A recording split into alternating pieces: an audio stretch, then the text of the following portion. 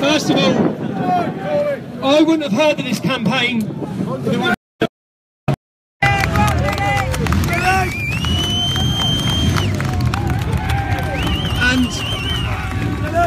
And this is about getting justice for Chelsey. Now that battle has to be fought on every avenue, on the street as well as through the legal process. This week we sat down with Chelsey's family and one of the leading solicitors in the country who has agreed to take on her case.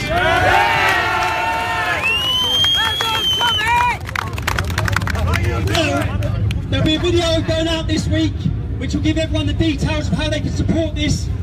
The CPS needs to be battled, the legal process needs to be battled on every avenue.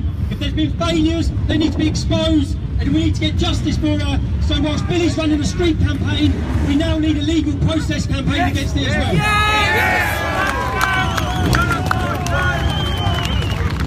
And when you look at the statistics of what's happening across our country to our women and our children, 90%.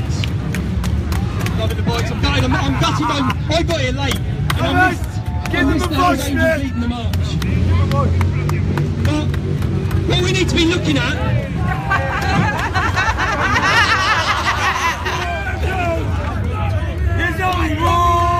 we need to be looking at why. Why is this happening in such it's happening at an industrial level across our country. 90% of the gang grooming convictions of rape are Muslim men. 90% out of a population of 4%. Out of 4%, 2% of them are women. So 2% of our population in this country is responsible for the rape of 90% of Down Street grooming gangs. And no one, I have not heard one politician or the media get to the bottom of the reason why. Why are these men doing this? Why is it happening? Because they're allowed! Islamic sex slavery from Islamic scripture, Surah 33, verse 50. Let me read this verse. O Prophet, we have made lawful to thee the wives to whom thou hast paid their dowers, and those whom their right hand possesses as the prisoners of war who Allah has assigned to thee. This verse tells Muslim men that they can take non-Muslim women as sexual slaves. That's what it says. Surah 23. Surah 4. I could go on all day. Surah 8, verse 69. Multiple times it says in this book of hate that Muslim men can. They can. They're obliged to. It's okay. Do you know why? This is the first time ever in our country's history where we look at cases of paedophilia where men are sharing children with their brothers, with their work colleagues, with their bosses, with their brother-in-laws. A man is raping a child with his sister's husband. That's what's happening. We have to realise. We have to realise that it is used so differently. Under Islam, it is used so differently. And the biggest problem we have, and last night, again, this is across the country. Last night we went to Disbury Mosque again, okay? And we've got a factual video. It's all facts of the preachers who have spoke there.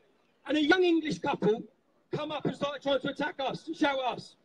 And this is a peaceful mosque. This is a peaceful mosque. This is facts. We're talking about facts. I'll talk about now. The Prophet Muhammad, it says in the Quran, is the perfect human being. There's nothing he did wrong. Yeah?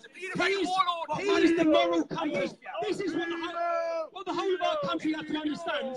Muhammad is the moral compass for all Muslims. Okay. Now, let me tell you, this is not my story. This is Islamic scripture. Okay. A man called Kanana, who's a Jewish man. He surrendered to Muhammad. Okay. He had a beautiful wife called Sophia. Again, this is not my story. This is Islamic scripture. He had a beautiful wife called Sophia. Okay? He surrendered. Muhammad tortured him. He burned his stomach. He tortured him till he told him where his gold was.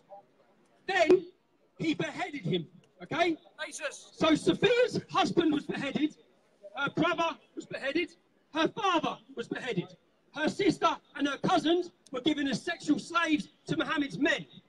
That night, Mohammed, wearing the same clothes with the blood of her husband, had sex with her and married her that night. So he raped her that night. This is the man who is the moral compass for Muslims. This is the man that they wish to emulate. This is the man that, so when we judge things, we have to understand the way that they think, the way that Islam teaches them to think. Right and wrong are very different in our communities. What they view as right and what we view as wrong. So it's the whole system, but people don't understand that. So the biggest cause of the problem, the Book of Hate, they are following an instruction manual. The Quran is their manual. It clearly says you can take non-Muslim women as sexual slaves.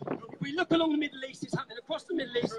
But yeah, that's it. We need to be getting to the bottom of why it's happening. No one is asking why. We keep hearing about why. Why? Because they're being instructed to by the Quran, time and time again.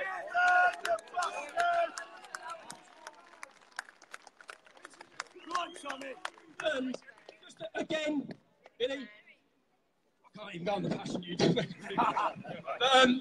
this campaign, you're right, it's not going to stop. Okay, it's not going to stop.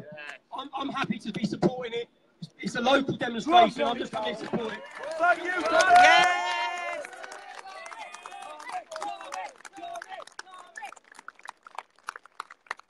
That's it, yeah. Our part, or the Rebel Media's part, was to give this a lift, let everyone see it, let everyone hear it, let everyone hear the voice of the community, how angry local people are, and get justice for Chelsey.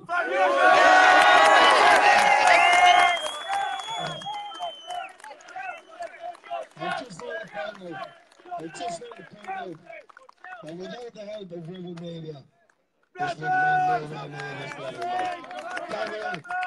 been Mr. Robinson and Stephen for all the help and the people of Rebel Media.